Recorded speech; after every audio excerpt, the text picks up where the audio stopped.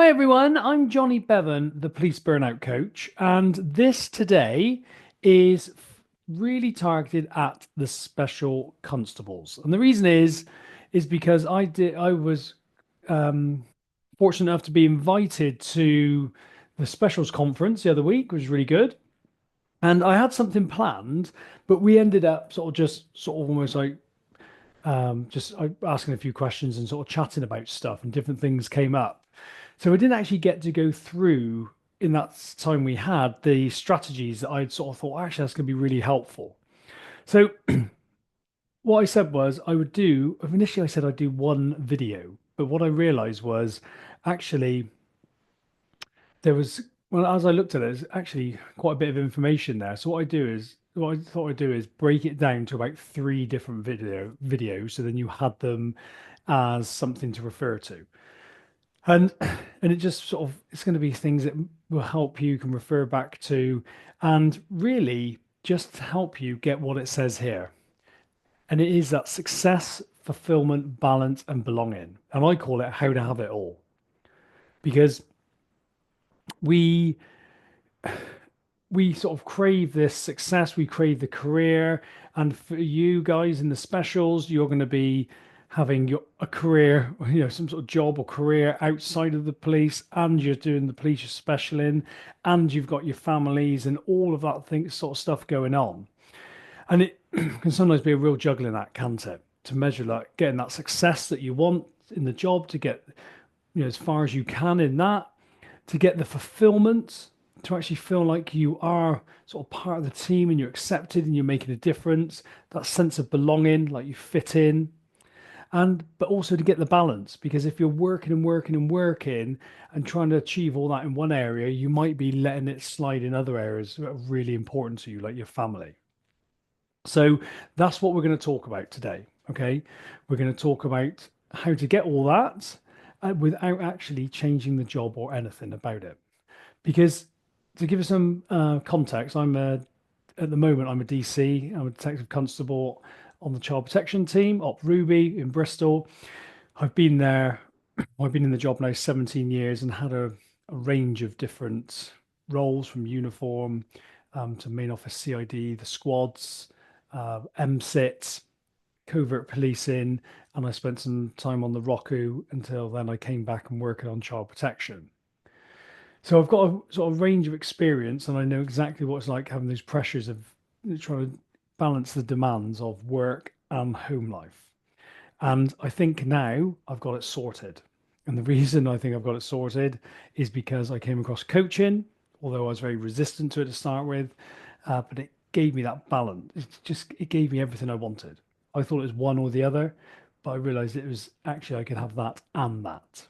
So I'm going to explain to you some of the techniques and tips and strategies that I employ and that you'll be able to employ and then hopefully make a bit of a difference. Okay, let's get going. So, when I first did this, we were talking about the challenges, and I asked everyone what their challenges were when I was if you were there at the presentation. And but I just want to go over these because, and especially for anyone that wasn't there, is actually the common challenges that you guys were saying you face is balancing those demands, like we've talked about, balancing the demand between being having your day job, getting your hours in for policing, and actually trying to remember everything. Like you say, like you might just go to a job like a domestic or something once or twice in a few months, and then you suddenly got to come back and not start again, but you're not just doing it as frequently as like a regular would. And you're balancing the demands of trying to put the time in to get better in the police, but also you've got your day job, you've got your demands there and your family. Um, you've got this. This is often a really common thing, and it came up during the presentation. Was this thing of that feeling of having to work twice as hard to actually prove yourself? Actually, like because you think, well, you're not full time, you think that you have to put even more in while you're there, and obviously that can be quite challenging, can't it? If you're trying to balance all these other things. That performance anxiety that really keys in with this, doesn't it? That having to work twice as hard, that thinking that you're never doing enough, that you should be doing more, and that worrying what other people think, that imposter syndrome, that sense that you don't fit in, that you don't belong, and that, that sense that I've heard a lot of people say this who are specials, that they feel like they're an inconvenience or a burden, like, because maybe they haven't got that experience at that stage, and maybe they've got to be shown a bit more. They feel like they're an inconvenience and a burden. And then you got that loss of motivation, trying to keep that motivation up. So you got all balancing all these demands and trying to come in and still stay motivated. But one thing I want to say is these challenges, which we often think are unique to our situation. So you may think this is unique to your situation, like being a special is why you have these demands. That's yeah, have these challenges. But actually, what I've seen is these are the same. When I've presented to um, sort of the regulars, and when some people outside of work that aren't even in the police, this is all the same. It's so similar. Imposter syndrome, people worrying that they're not good enough. I've seen people that are in the regulars, but they maybe haven't got the experience. Or I've seen people with 20, 30 years 20, 30 years in with this problem, that they still think they're an imposter, and that they have this performance anxiety, like they're never doing enough. And that's something I definitely used to think, is I always thought I was never doing enough. And as you'll come on and see in a minute, you'll see that actually, if we don't clean all that up, then there's never going to be enough. Okay. But one thing I just want you to know is that this is really common. Okay, all of these. This isn't unique to being a special. It's just something that comes up for you guys. This one, I coach a lot of women, and that belief that they have to work twice as hard comes up for them. Okay, so that's the good news, because then what we're dealing with, we're not dealing with a different problem. We're dealing with the same problem. So that means actually, as much as sometimes we think we're in this on our own, actually, so many people are actually dealing with this, but just in a different situation. Okay. So the first thing I want to address in this one is the difference between a thought and a fact. Okay. And the reason I want to is because what happens is we we have all these assumptions that people make of us, that we think people are thinking, and then we think they're a fact. So that one that I said earlier, that we think we got to work twice as hard you've got to work twice as hard as the regulars. We think that's an actual fact, and it's not. It's not written anywhere. It's not anywhere in your contract. But so we want to really identify what is the difference between a thought and a fact. And why is this really important? Well, the thing is, the facts never have any effect on you until your brain gives it a meaning. Okay? And the facts are something that we could prove in a court of law. So for instance, if on your contract you've got to do 16 hours a month, okay, and then you can split that up however you want, that would be a fact, that your contract says that you got to do a minimum of 16 hours, 16 hours. Now, if you come in and do 16 and your minimum is 16, those are the facts. If someone else comes in and does 40 hours in a month, those are the facts, that they've done 40 hours, you've done 16. Now, what we do is our brain has lots of thoughts. And just to put it in some sort of context, we have 60 to 70,000 thoughts a day. 95% of them are unconscious, and 95% we had yesterday, and 80% are negative. Okay, so our brain, all it's doing is it's trying to detect dangers. It's analyzing the situation. It's trying to predict outcomes all the time. It's trying to predict the future, and it's suggesting actions. Okay, so our brain is always doing that. So we're having all these thoughts, and it's almost like someone who I was coaching once said, "Oh, it's like our brain labels the situation." And that's exactly what it does. So if you think like you've got this circumstance, you've got this event, and then your brain gives it a meaning. And you can imagine what it's going to be like if you think that actually you're not doing enough.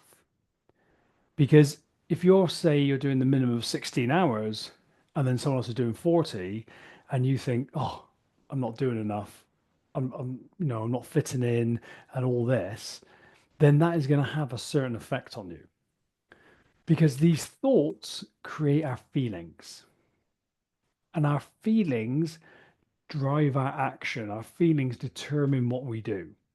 So you've got this situation, then you've got our thoughts, and our thoughts give that situation a meaning, and that creates a feeling, and then that drives our action. So this is why we want to be so aware, because so much of our thinking is unconscious that we want to start becoming aware of what is a thought and what is a fact, and actually what that is creating for you. Because you might think, well, what do you mean? What's it created? Well, every time you have a thought, it will be having an effect on you. And now that can sometimes be a positive effect and sometimes it can be a negative effect. So, and just to cover, thoughts are sentences in the brain. So they're not true. It's just a sentence that our brains had. It just offers you a thought. It gives meaning to our circumstance. And we know it's a thought if it's subjective, okay, if it's an opinion. So the way to think about this is when you're thinking, is something a thought or a fact? Because a great way to do it is to write everything down that's in your head and then go, right, is this a thought or is it a fact? Just think, is this subjective? It doesn't matter if you believe it or not. It's about actually, could someone else have the opposite point of view? Because if it's an opinion, it's a thought. And you think we are having this all the time. Most of our life is made up of thoughts, what we think about other people. Someone might turn up for work late. The facts would be they were supposed their duty starts at 8 o'clock and they turned up at 8:30. You might think they're lazy. That's not a truth. That might be a truth to you, but it's not a truth to everyone. Therefore, it's not a fact, it's a thought. Okay. And the reason this is so important is because one of the common thoughts that came up during the conference that where I was presenting at was I have to work twice as hard to prove myself. And this is so common. Like I said, I've coached a lot of women who have this thought, and also I've coached men who have it, but especially women. And it's really sort of intriguing to see that same belief coming up for so many of you. And like we asked for a show of hands, and pretty much everyone put that they thought this. Now, the thing to realize is that is not a fact. It is not a fact. It's an opinion. And the way to ask is to question it and say, like, who says this? Has anyone said this? That you need to work twice as hard to prove yourself. And then suddenly we start thinking, actually, no, maybe you have heard someone say it. Because this is it. If someone has said those words to you, you have to work twice as hard to prove yourself here. It's a fact they've said it, but this is not a fact. It's their opinion. It's their opinion. And the thing is, what happens is we adopt these opinions because we think they're true. And the problem is they have such an impact on our life. Because if you've got a young family and you've got this other job and then you're thinking this, you need to work twice as hard to prove yourself, then it can really skew everything out of balance for you. And then you can be working and working and working. But we never look and actually have a tangible thing of when we are going to prove ourselves. And that's the thing. We just have this thought whirring around in our head, which makes us work harder and harder and harder. And I've seen people that do lots of hours, lots and lots of hours, hundreds of hours, and they still think that they're not working hard enough. Because what we want to do is first identify that this is a thought and not a fact. If you think it's a fact, you'll be hung on to it. You won't be able to change it. You won't be able to move past it. So you have to realize that it is a thought. It's subjective, it's an opinion, and there is an opposite truth. Because there's nowhere that actually proves that that is true. That could not be proved in a court of law. Think of it that way. If you went and you were in court and they were saying, well, actually, you have to work twice as hard, that sentence couldn't be proved. So it's not a fact, it's a thought. And that's the good news because then we get to change it. And and what we want to do is question. When we know it's a thought, we want to question it. Like, what is twice as hard? Twice as hard as who? I could probably tell you that you're doing 16 hours a week, and I know some regular cops that you're probably working twice as hard as. I would be flippant, but it's the fact of who are we measuring it against? How do we know when we're working twice as hard? And this is the thing with the brain, it chucks this stuff out. It's so generic, and then it dictates our whole life, and it causes us all sorts of pain. And this is the thing that always interests me. I have to work twice as hard to prove myself. But what are we trying to prove? What are we trying to prove? And you want to answer that question. To prove what? Often it's that you're good enough. And what I say to everyone is the job means nothing about your self-worth. And this is why a lot of people suffer with burnout, is because their self-worth is attached to their job. Their self-worth in themselves is low, and they're using the job to prove something about themselves. So in this sentence, they often mean that when they're working twice as hard, that suddenly they mean they're a good person. And of course, you might get fleeting moments where someone goes, God, you work really hard. No one works any harder than you, which is I've had in the past. And you feel momentarily like, yes, brilliant. But then you got to keep working that hard. You got to keep doing that. And of course, it may not be possible. And all the time, if you're really deep down thinking, I'm not good enough, I don't belong, I don't deserve it, I don't fit in, no matter how many hours you do is not going to solve that, because that's an internal game. And this is the thing with these thoughts. What we want to do is first identify that they're not a fact, they are a thought, and then we want to question them, and we can learn so much about ourselves. Because if someone is thinking this, that they have to work twice as hard, we'd question it, and just merely question it can help people let go of it and realize that they're the only ones saying it. No one said it. It's just a belief that they've adopted. And when I say belief, I use that interchangeably because a belief is a thought that you've just had over and over again. But like I say, like when you think you have to prove yourself, actually, that can be really exhausting. And you can then see, actually, what is it I'm trying to prove that I'm good enough? Well, you can then work on that. You can work on those beliefs without using the job to prove it. And then what happens is you show up so differently because you'll have a good relationship with yourself. You'll be able to make mistakes and fail and it not mean anything about you as a person. So then your progress will go up because you'll be more willing to try things that maybe you're not so confident about doing, but because it doesn't mean anything about you as a person, it's not going to have that impact on you. So can you see the power of realizing that it is a thought? And what you'll find is so many of the fears and that you have come from the thoughts, if not all of them. Because when we strip things back just to the facts are very neutral. They don't really cause us any sort of pain. It's not until our brain gives it a meaning that it causes it an issue. And this is always the first step I do with people, is to identify what is thought and what is fact. And you can do this, and I'll put my details in the notes. And if you want to have a go at just writing everything down and then circling what is a fact and what's a thought, and then email it to me, and I'll have a look at it. Because what you'll find is when you get another set of eyes coming in, going, "Oh, is that actually a fact?" And you'll see so much of what we actually perceive to be a fact is not at all. It's just a thought. Now, it's not that we don't want to keep these thoughts. Sometimes we may want to. I always use this example. I work on child protection, and I have a belief, I have a thought that you shouldn't hurt children. That's not a fact because the opposite is true. People hurt children. But I want to keep that thought. Okay, that's something I choose to keep. Now, when I'm dealing with someone who hurts children, that's obviously going to make me feel a certain way. But that's the human experience. We're supposed to feel that.